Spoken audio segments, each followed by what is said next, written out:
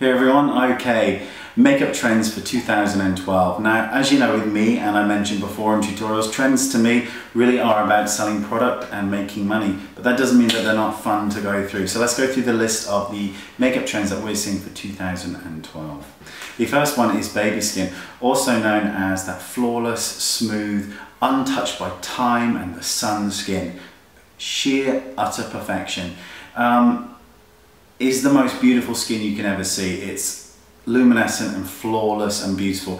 Easy to achieve really with cream products, with full heavy coverage products that can then be sheared out. So you're getting the coverage on your face where you need it, where you have problems, but at the same time you're able to shear it out in the areas that you like, which is why I like using cream foundations. Baby skin, flawless skin, soft skin, you know, whatever you want to call it is always going to be in, because nobody wants to have their makeup done and their skin to be a little bit good, you know. The next one is doll lashes. Doll lashes, long, fluffy, seductive, come to bed lashes. If you want that come to bed look, then when you're putting fake lashes on, and you know that the Vela ones I think are absolutely amazing, make sure they're a little bit too long, they come out slightly too far, because they will weigh the eye down at the sides, giving you a sleepy, dreamy, sexy come to bed look, which is always nice. We're also seeing the cat liner thing, which is just another word for winged eyeliner, but the difference being is that we're seeing it in lots of different colors and lots of different styles, from real extreme pulls to very, very subtle kind of upturns.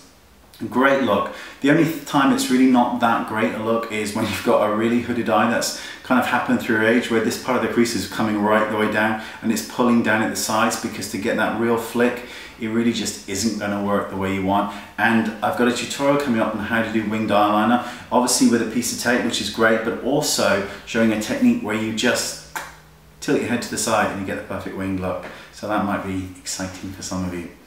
Glitter is back, and I'm glad. I've never been a fan of shimmer because I think shimmer can look quite scaly on the eyes, and glitter to me, or in particular like diamond powders, they sparkle and shine and flick the light all over the place, but you can strategically place them, which is why I like them so much. Glitter on the lips also we're seeing, and that looks amazing. Very impractical, because the second you eat or drink or move your lips, it's just not going to stay, but it does look really cool. Pop of colour. Is this a trend? Pop of colour can mean anything, but tends to be on the eyes the majority of the time, which is great. If you really want to make your eyes stand out, then you go for a colour on the colour wheel that's the complete opposite to your eye colour. So if you've got very, very green eyes, then you might, to be honest, on the colour wheel for green, it's actually more orangey based, which will really make them stand out. But we tend to think purples, which is also kind of right next to it, which is fine too. So you can make your eyes stand out really, really well just by using a liner that is the complete opposite to your colour. And I'll do a video on how to make your eyes pop, I promise, really soon. Red lip. This time we're seeing the red lip in lots of different shades of red, which is nice, because sometimes those really deep kind of damson reds look absolutely amazing. Everybody says that there's a red for everyone, yet we can never find it. Well, now we have. Do you remember when I mentioned Ellis Fast, which were these bullets that contained colour, be it mascara, eyeshadow, foundation, you name it, they had it. Well, Ellis Fast does a colour that is like a universal red, and I'll put all the information down here in the links bar. Everyone I've tried it on so far, it looked absolutely amazing on. It's like a blood red, it's like your blood red, and it is phenomenal. And the milky one stays forever. The creamy one even stays forever. I was thinking of the eyes. Creamy one, it'll just, beautiful colour, beautiful. Okay, extra smoky or extreme smoky eye. We're talking smoky eyes. Smoky eyes are always going to be on trend. They're never going to go out of fashion because they always look good. Whether we're talking about a smoky eye from the lash line bleeding up into nothing, or whether we're talking about from the outside corner and then bleeding into nothing. No matter what way you look at it, a smoky eye will always be deepest at the lash lines and then bleeds and fades out. Smoky eyes will always be gorgeous. Power brows are also making a comeback again, I see. Power brows, also known as the thicker, fuller brow. The power brows really tend to be overly exaggerated, where the fuller brow tends to be that, you know, kind of like mine, that it's a thicker brow. And you need to bear in mind that as we get older, things thin out. We get a little bit older, things get thinner, things get fatter.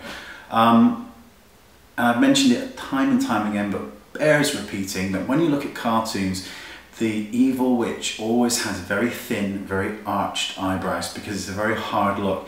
Yet the princess, whatever, tends to have fuller eyebrows because they're softer and more forgiving on the face. So just a little bit of nonsense to throw in there.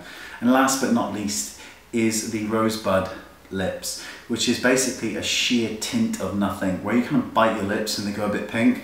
Benefit do a great one, which you can use on your cheeks and your lips, which is lovely. NARS used to do one. I think Origins did for a time as well. I'm not sure if they still do. But a lipstick, really sheer lipstick, or a normal one, just patted on the lips and basically tissued off, will give you that beautiful kind of rosebud lip. Or there is one more, which is the heavily flushed cheek. Pink cheeks, bright cheeks. Now, when I say pink cheeks, we're obviously referring, you know, if you've got very, very pale skin, then obviously a pink cheek's going to look great. But don't think that if you haven't got pale skin, you can't pull this off, because the flushed cheek looks amazing on really, really, really deep ebony skin tones. And I mean that gold, orange, burnt Taj Mahal by NARS. It looks phenomenal on deeper skin tones. So don't think that you've got to be really pale to pull this look off, because you absolutely don't. Those burnt golds look completely gorgeous on deeper skin tones. So who cares? Don't worry about it. Thanks for watching, and I'll see you soon. Bye bye.